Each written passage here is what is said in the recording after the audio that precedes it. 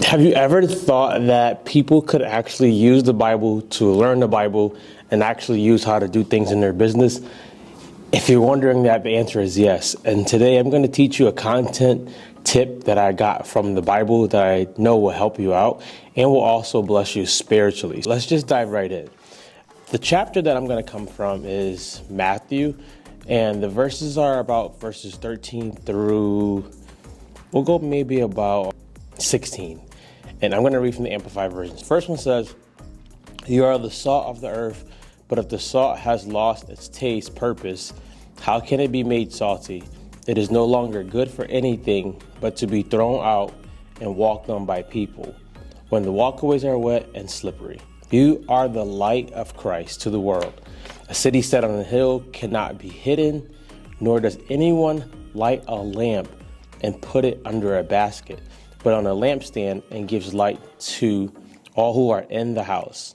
Let your light shine before men in such a way that they may see your good deeds and moral excellence and recognize and honor and glorify your Father who is in heaven." One of the main styles of Jesus that I've learned and that you'll see throughout the Bible, if you're someone who's starting to study it or you've been studying it for years, is he did a lot of teaching in stories, which is called parables. And one of the main reasons why he did that was so that people who weren't spiritually ready could still understand something about what he was saying.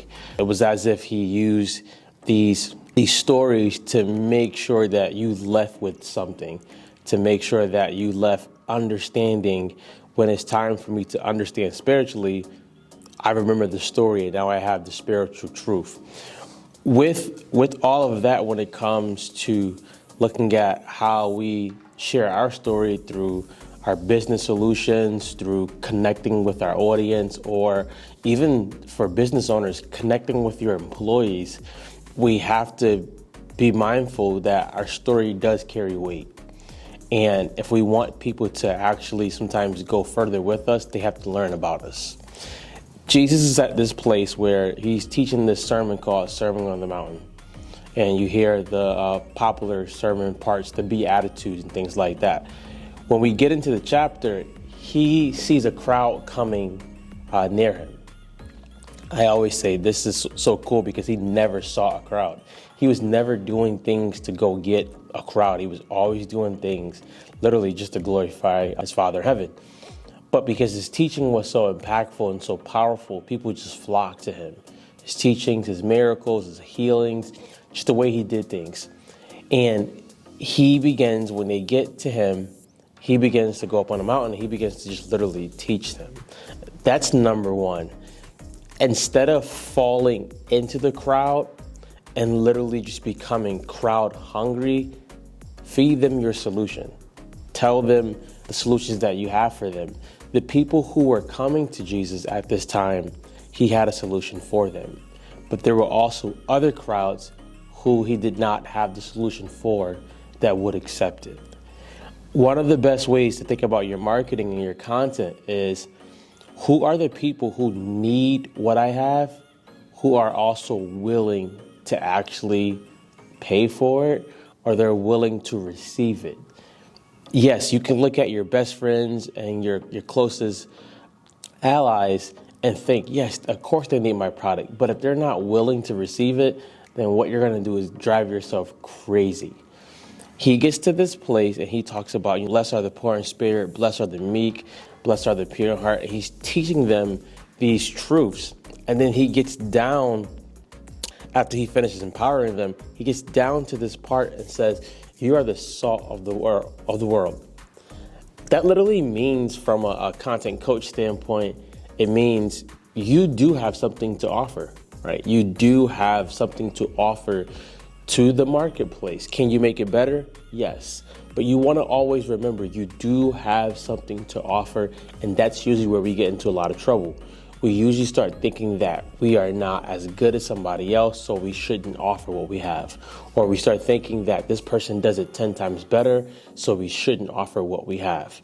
What we want to do is get into a mind frame in a place where we recognize, I am the salt of the earth, I do have a purpose, and I do have something to offer.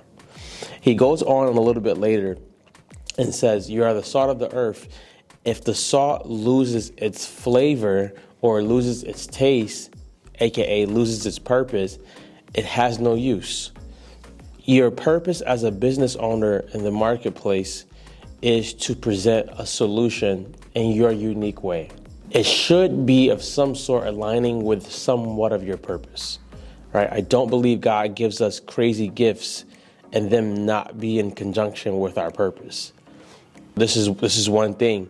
If you chase everything that's just hot or trendy, you may have some success, but if you're not doing it from your place of purpose, what you're gonna run into is a lot of headache, a lot of frustration. He talks about us being the salt of the earth. When you use salt, I'm not a cook, so don't knock me for it. When you use salt, it enhances what the meat is. It enhances the flavor of the meat or whatever you're putting it on. He calls us the salt of the earth. And then he goes on and says, you are, and this is verse that we read, verse 14, you are the light of Christ to the world. A city set on a hill cannot be hidden. Nor does anyone light a lamp and put it under a basket, but on a lampstand and gives light to all who are in the house. This is the meat of it. You don't light a lamp and then cover it. And that's what sometimes we do when we refuse to share our message, share our solutions. We usually find a way to justify us making an excuse. I don't have the time. I don't have the equipment. I don't have the resources. If you know me, I teach people who are 40 and up to use their unfair advantage, which is their story, to get their message out. And you can do that with just a phone. You don't have to have a fancy mic. You don't have to have a fancy camera. You can do it right from your phone. But we usually find ways to justify the things that we're scared of doing, or we're scared of fear of judgment. We're fearful of what somebody's gonna say. Are they gonna feel that my story is not good, that I'm not good? If they find out that I did these things, what will they think of me? All of those things come into our head. He goes and he says, you are the light of the world. He goes after that, which is I wrote down, is your message, your story, and your solution also gives light to the world. Not only are you a light just to be on a hill, but you're a light to give other people light. Your solutions, your story, your business, it's meant to help people live their lives better. That is messaging. How does my product, how does my service help people live life better? That's what I want to think about. How does my product, how does my service help people live life better? And who are those people? That's what we would call a target audience. Who are those people? They may not be the demographic of 70 and up. They may not be the demographic of 20 and down. Who are the people whose lives I can make better with my service and product, and they're willing to receive it? You won't know that if you don't show it. That's what he talks about, of not hiding this light. Instead of hiding your light, think about who I can impact, why I have this gift, why I have this passion, why I have this thing that won't turn off on the inside of me. For me, coaching people with content is in my head, on me all day, every day. Almost everything I look at, I'm always breaking it down through a place of, how can this person use this for their content? How could they do this for their content? How could they share this message in this way? That's a part of me. What is your part? What's that thing that literally burns in you that maybe you are scared to even explore yourself? That could be an indicator of you having a light and letting it shine before men. He goes on to say after, there's a transformation that happens, letting our light shine so that people can see our good works and glorify our Father in heaven.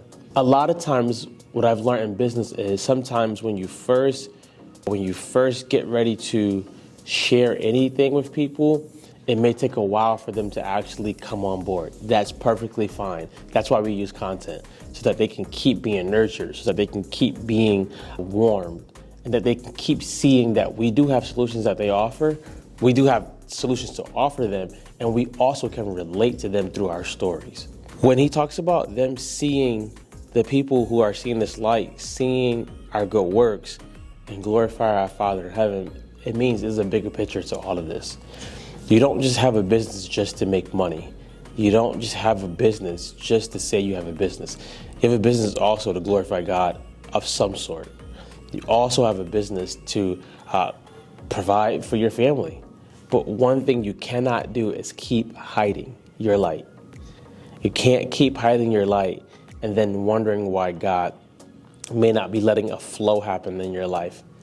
It's really, really scary to get out there. It's really, really scary to put yourself out there. Yes, I know that. I recognize that. But it's also scary to be stuck in the same place, and the answer is within you. My question to you today, will you let your light shine? Will you actually get out there, put yourself out there, put your story out there, your solutions, and let your light shine? If your answer is yes, let me know in the comments. What action item can you take? And I have one for you today. Tell your story. Go live, go video, whatever you got to do, go tell your story. Get unstuck, guys, and go be great.